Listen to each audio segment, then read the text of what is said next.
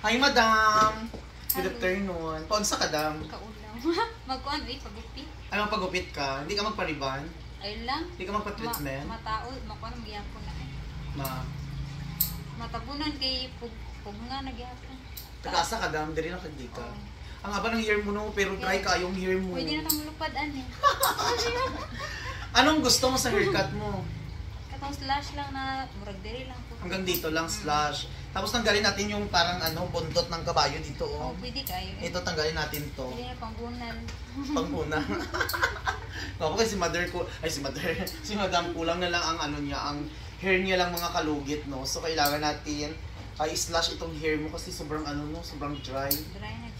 Tagal ka na wala ka pagupit? Dugay na. So ang buhato nato kay para tanggalan siya nato ni hanggang dito sa bra. No. So ayan, how about this? Dito, kailangan mo i-slash dito. Magpa-slash ka. Pwede na po. Para sa face mo, di ba? Para mag-locking yang. Correct. So ready ka Okay. na, madam? Okay.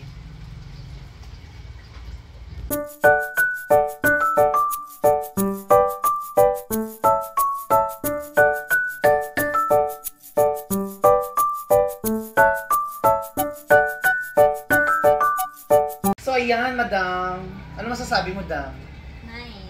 Ayan, okay lang haircut ko. Ayan, nasunod natin yung slash po yung ginawa natin, ayan.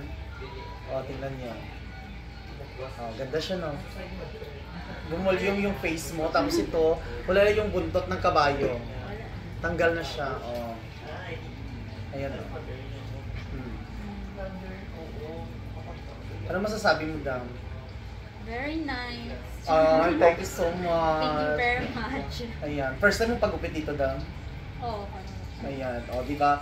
Ganito lang ang gawin mo sa hair mo, ganito. Kung mag-supply ka, i-brace up mo lang dito. Ito mo, tingnan mo lang. Ayan. O diba? O, see. O, ganda siya.